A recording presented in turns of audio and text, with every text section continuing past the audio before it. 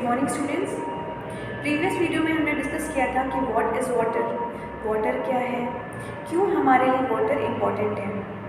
बात और क्या था कि वाटर के बारे में जो भी बातें थी, जो हम लोगों ने पॉइंट्स लिखे थे, क्या क्या थे। सबसे पहले वाटर हमारे लिए क्यों इम्पॉर्टेंट है, क्यों, क्योंकि हमारी पूरी body body is compose of at least 90% of water. ठीक है, हमारा ब्लड भी पूरा उसकी कॉम्पोजिशन कैसी है, वाटर से ज़्यादातर पार्ट कैसा है, वाटर का है। डाइजेशन के लिए जो इस डाइजेशन प्रोसेस के लिए क्या ज़रूरी है, वाटर। उसके बाद क्या था कि अगर वाटर नहीं होगा तो हमारी बॉडी क्या काम कर पाएगी, नहीं कर सकती। ठीक है, तो हमारा जो अर्थ है एक्चुअली में जो ब्लू कलर का दिखता है, उसमें ब्लू कलर क्या है, ब्लू कलर कुछ नहीं है, सिर्फ शो करता है कि वाटर का परसेंट कितना है। एक्चुअली देखा जाए तो 70% ऑफ अर्थ हमारा किसका कंपोज है, वाटर का। 70% of our earth is compose of mainly water. ठीक है, तो सबसे पहले क्वेश्चन क्या हो जाएगा, how much water is available on earth. क्या हो जाएगा question, how much water is available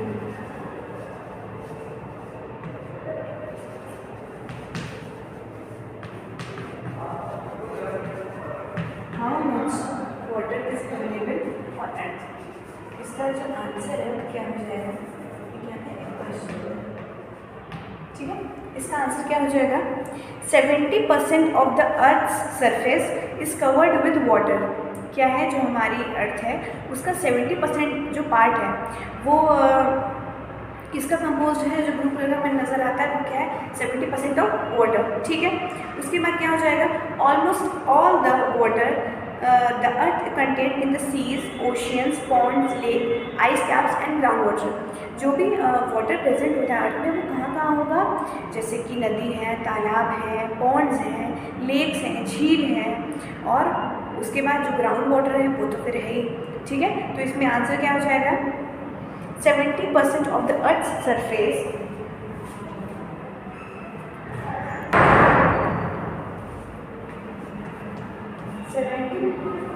अगर पूरा लिखेंगे 71% ऑफ द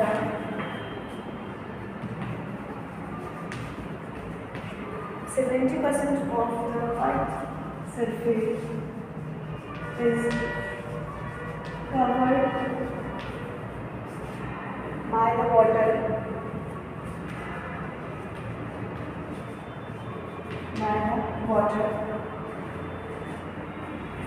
almost ज़्यादातर almost all the water present in the earth, almost all the water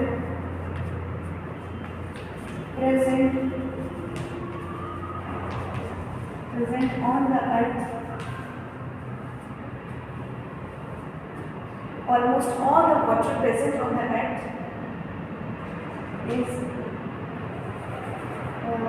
almost all the water present on the earth contained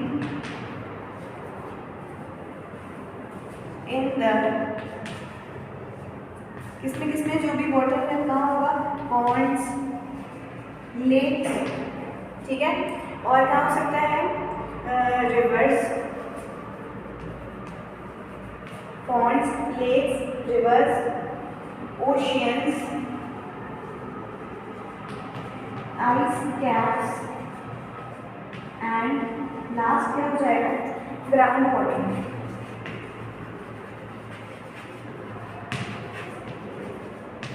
क्या हो जाएगा, ग्राउंड वाटर, पॉन्ड्स, झील, river, ice caps and ground water. ठीक है, हम लोग ज़्यादातर क्या ये जो वाटर्स होते हैं ये हम डायरेक्ट नहीं ड्रिंक कर सकते, डायरेक्ट हम लोग नहीं पी सकते। क्यों, क्योंकि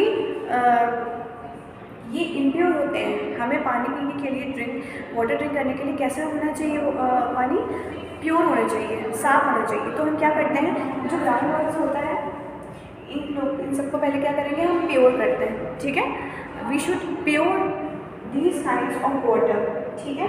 रिवर का जो वाटर होगा, ग्राउंड वाटर होगा, हम डायरेक्ट नहीं पी सकते। हमें इसके लिए क्या करना पड़ेगा, पहले हमें इस इम्प्योर वाटर को प्योर करना पड़ेगा, उसके बाद ही हम पी सकते हैं। अब हम बात करते हैं what is the shape of water. किसी भी देखते हैं हम हर चीज़ का कुछ ना कुछ शेप होता है, जैसे सॉलिड है, जैसे हम कह सकते हैं कि जैसे हैंड का भी कोई शेप है, बुक है, बुक का भी कोई शेप है, सर्कल है, ट्राइंगल है, रेक्टेंगल है। लेकिन किसी भी लिक्विड का अगर हम बात करें तो लिक्विड का कैसा शेप होता है, लिक्विड हैज़ नो शेप। तो क्वेश्चन क्या आ जाएगा,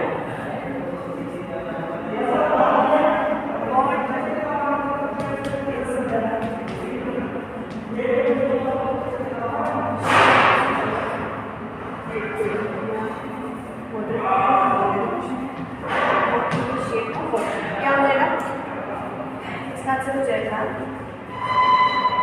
द वाटर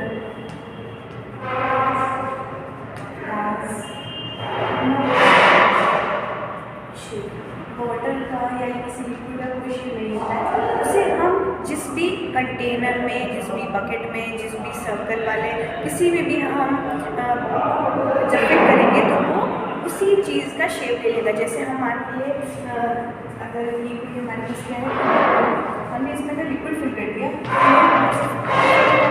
तो ये इस बीकर का शेप ले लेगा। अगर हमारे पास कोई बाउल है, हम क्या करेंगे, इसमें फिल करें तो ये क्या हो जाएगा, एक सर्कल का शेप ले लेगा, ठीक है।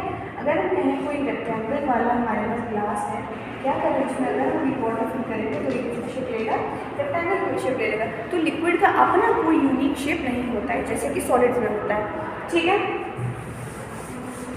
तो what is the shape of water, कि वाटर हैज़ नो शेप, ठीक है। अब एक एक्टिविटी हमें पढ़नी है। एक्टिविटी पढ़ने से पहले हमको ये देखना पड़ेगा कि कोई भी वाटर अगर हमें ड्रिंक करना है, पीना है, तो हम क्या करेंगे, एक पॉइंट लिख लेना इम्पॉर्टेंट है, for drinking the water, for drinking the water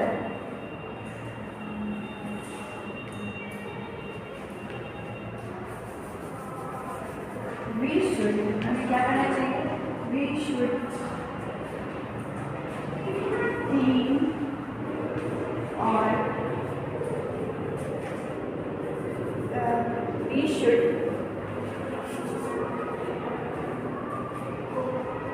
clean or purify the impure water. For drinking the water, we should clean or purify the impure water. ठीक है, क्यों करना चाहिए sir, impure water contains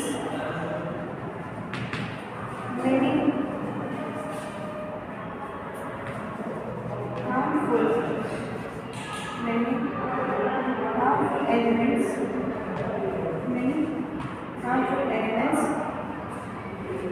which can cause, क्या करेंगे, ये जो harmful elements हैं, which can cause many dangerous effects. Dangerous effects are included whatever, ठीक है। तो क्या हो गया, हमें हमेशा पानी पीने के लिए कैसा वाटर होना चाहिए, हमेशा प्योर होना चाहिए। और अगर इम्प्योर है तो क्या करना पड़ेगा, हमें पहले प्योर करना पड़ेगा, उसे प्योरीफाई करना पड़ेगा, उसके बाद हम क्या करेंगे, वाटर को हम ड्रिंक कर सकते हैं। अब प्योरीफाई कैसे करेंगे, जैसे कि आजकल RO आपने नाम सुना होगा, है ना। तो RO एक ऐसी मशीन जो क्या करती है, वाटर प्योरीफाई करती है, और बाकी नॉर्मल डेली उसके फिल्ट्रेशन वाले प्रोसेस से भी हम कर सकते हैं, ठीक है। तो उसमें काफ़ी कुछ प्योर हो जाता है वाटर।